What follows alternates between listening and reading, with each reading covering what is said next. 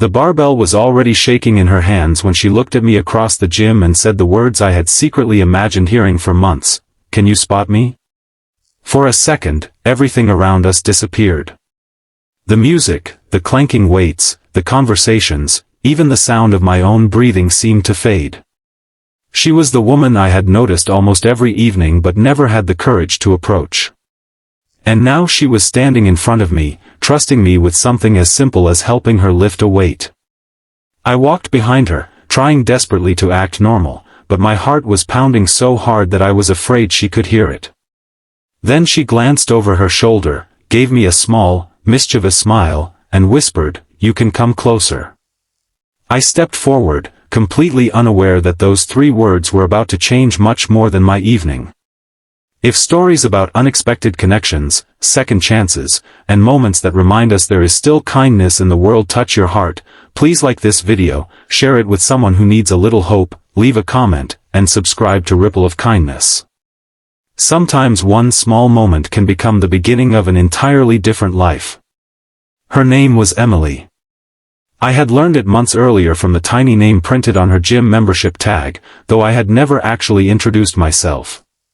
She always came around the same time, usually wearing headphones, carrying a water bottle, and moving through her workout with quiet determination.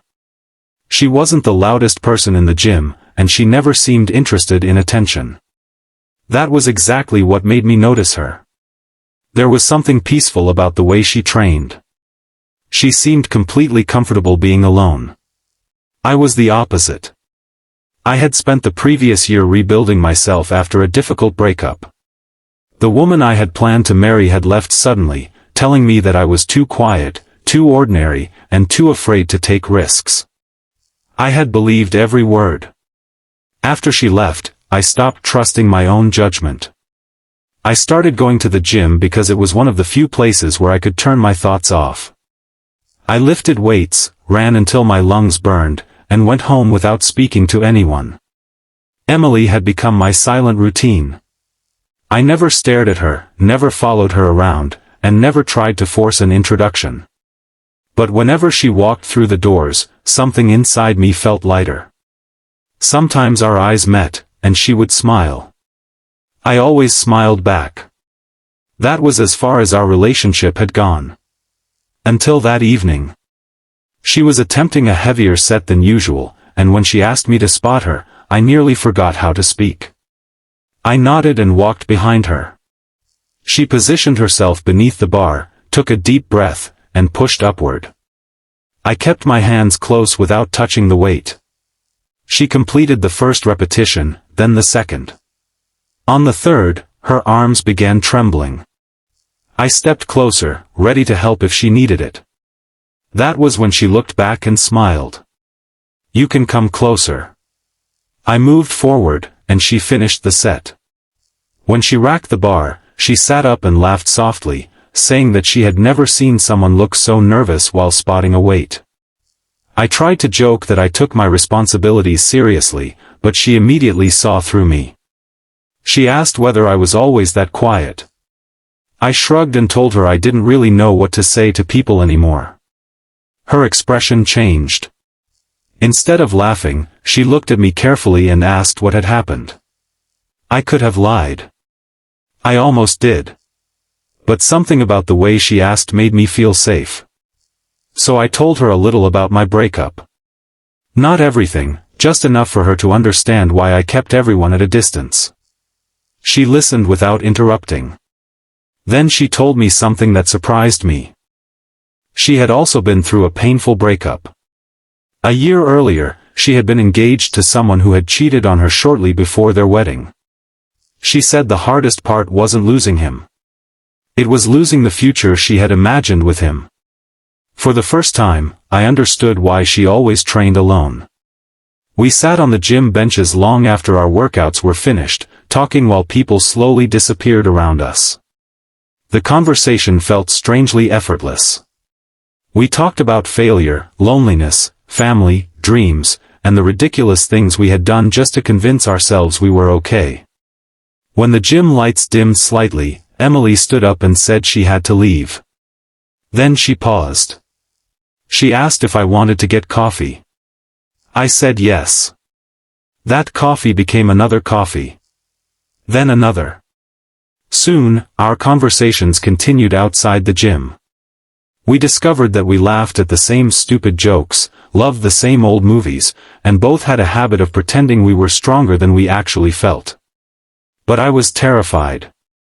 Every time she got closer, the voice from my past returned, reminding me that I was ordinary and that eventually she would realize she could do better. One evening, Emily noticed that I had become distant. She asked what was wrong. I finally admitted that I was scared she would eventually see me the way my ex had. She stared at me for several seconds and told me something I would never forget. She said that I wasn't responsible for someone else's inability to appreciate me. Then she reached across the table and took my hand. She told me she hadn't asked me to spot her that night because she needed the strongest person in the gym. She asked me because she trusted me. Those words broke something open inside me. I realized I had spent so long trying to prove that I was enough that I had forgotten I didn't need to earn the right to be loved. Months passed. Emily and I became inseparable, but our relationship wasn't perfect. We argued. We misunderstood each other. We both carried scars that sometimes made simple things difficult. But instead of running away, we learned to stay. We learned to listen. We learned that love wasn't about finding someone without wounds. It was about finding someone willing to heal beside you. 1 year after that first night, Emily and I returned to the same gym. She walked toward the bench where everything had started and asked me to spot her again.